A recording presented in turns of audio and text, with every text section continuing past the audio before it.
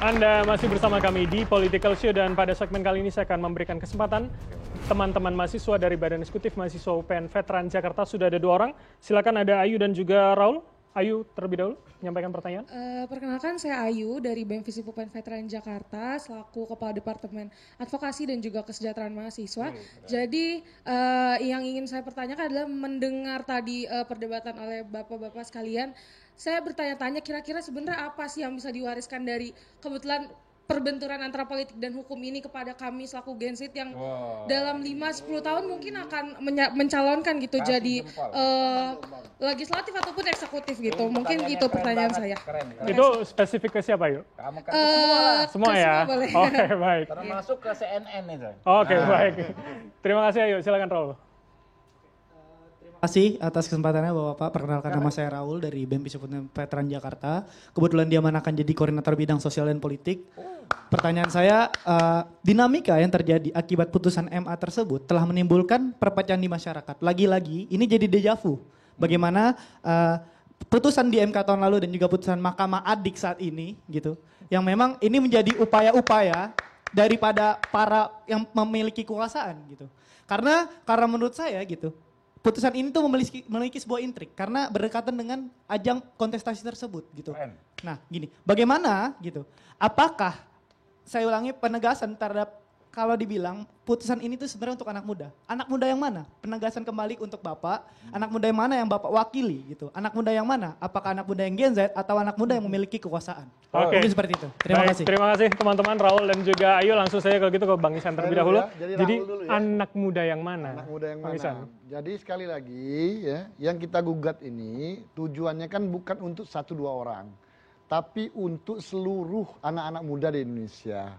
Ini menunjukkan bahwa kami ketika pileg memberikan ruang seluas-luasnya untuk anak muda. Terbukti dari 309 dari 570 anggota caleg kami DPR RI itu umurnya 21 sampai 30. Nah, termasuk ini. Dan ini berlaku untuk semua orang dan dalam jangka waktu yang panjang.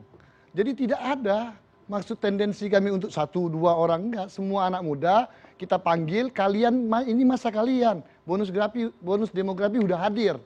Ketika kalian tidak peduli dengan politik, tidak mau masuk dalam politik, maka berbahaya. Kalianlah yang akan menanggung. Kami mencoba untuk membuka ruang seluas-luasnya.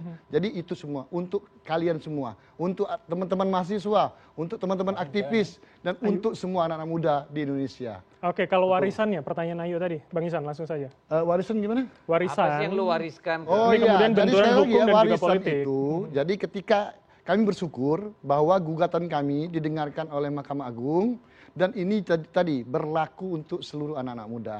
Jadi siapapun, ya, dari manapun, asalnya, agamanya, etnisnya, dan sebagainya, memiliki kesempatan yang sama. Kepastian bahwa mereka berhak dan bisa untuk maju ketika dia mampu untuk maju menjadi kepala daerah dan mengambil keputusan kebijakan yang pro terhadap kepentingan masyarakat, terutama kepentingan anak muda. Jadi warisannya terhadap itu. Oke, baik, poin yang kami dapat. Bang Deddy, saya tanya, silang dulu ke Bang Deddy. Pertama, soal apa yang diwariskan pada hari ini untuk anak-anak muda berpolitik. Pertama, Anda harus punya uang, Anda harus anak orang berkuasa. Tanpa itu omong kosong. Saya nggak membayangkan dari antara kalian tiba-tiba pengen jadi bupati, gubernur bisa. Ya, it's not that easy. Itu yang diomongin dari tadi itu normatif dan basa-basi. Ya. Jadi dengan kejadian politik kita 2024 ini, yang diwariskan ke depan adalah pemilu yang mahal dan hukum yang bisa dibengkokkan kapanpun. Itu problem kita hari ini. Jadi kalau tadi soal itu ya saya sepakat dengan pertanyaan nomor 2. Hari ini apapun bisa diubah. Tadi saya sampaikan putusan MK 90 hanya menambahkan frasa dan atau menjabat kepala daerah. Sekarang ketika dilantik umurnya 30 tahun. Itu kan cuma satu kata yang dirubah. Dan Anda tidak akan bisa melakukan itu kecuali Anda punya kekuasaan atau punya jejaring kekuasaan. Itulah yang diwariskan pemilu kita hari ini ke depan. Mohon maaf, saya harus jujur, saya nggak mau basa-basi normatif ya. Realitanya seperti itu. Pemilu kita legislatif bobroknya minta ampun, money politiknya masif. Oke, menjadi kepala daerah harus beli partai segala macam. Omong kosong tuh, ya. Silakan ditanya partai-partai berapa diminta untuk kepala daerah, bupati, wali kota, berapa gubernur. Itu bayar, oke? Belum lagi kampanyenya, belum money politik, belum sembako. Itulah yang diwariskan bagi anak muda kita. Saya mau jujur. Oke, itu warisannya. Oke, terima kasih Bang Deddy. Bang Habib. Pertama saya kasih nilai A+ terhadap Ayu, A+ terhadap Raul. Kita kasih tepuk tangan dulu. Ayu, mungkin saja kami ini justru lebih banyak belajar ke kalian, ya kan? Dan Raul ya, ke semua teman-teman sini. Ini nggak basa-basi ya, saya sampaikan. Ya. Karena saya sendiri sering belajar sama anak-anak yang jauh lebih muda. Ya. Jadi situasi saat ini kalian bisa cermati sendiri. Sebagaimana rakyat juga mencermati dan mengambil posisinya sebagai pengambil keputusan sejati ketika hal serupa terjadi pada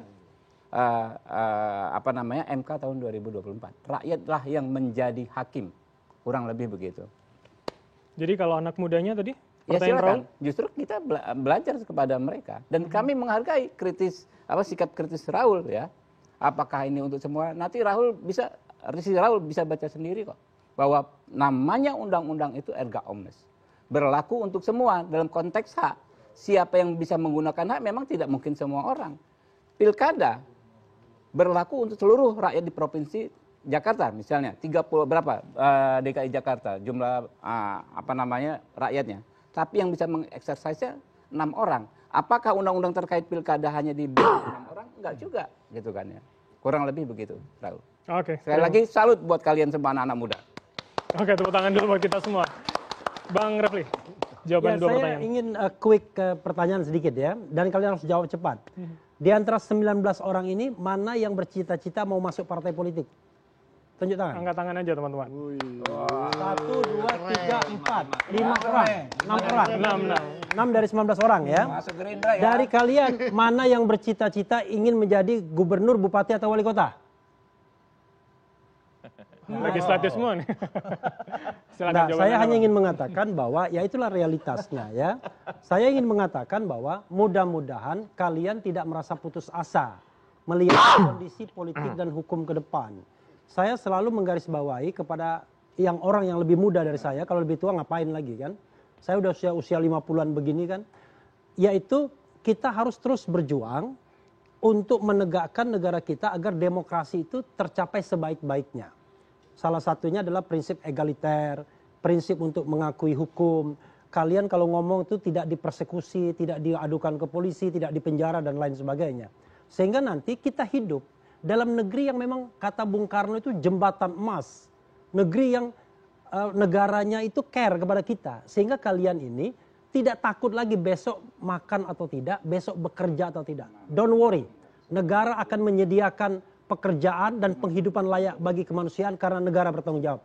Tapi kalau sekarang belum, marilah kita berjuang bersama-sama agar itu terwujud suatu saat. Baik kemerdekaan politik maupun kemerdekaan ekonomi. Itu ya dari saya. Jadi walaupun ada warisannya, diperjuangkan itu ya Bang? Oh iya, kita. Oke. Jangan putus asa mereka.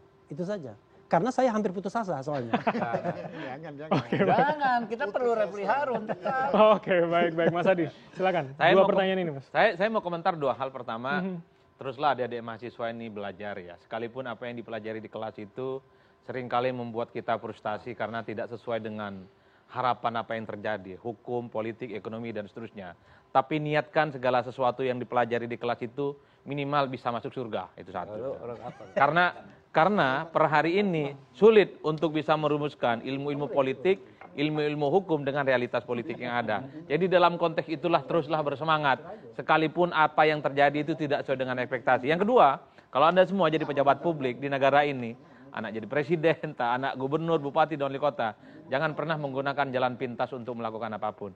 Itu warisan yang tidak baik. Saya kira di situ saja. Termasuk apapun saya sebutkan, artinya apa? Untuk menjaga keajegan demokrasi, berjalanlah di kaedah-kaedah yang ada. Kaedah hukum, kaedah politik, dan kaedah kebudayaan. Mas, tapi kalau karena kata secara Ayu tadi kan prinsip itu benturan, yang harus kita Mas Adi. wariskan secara bersama.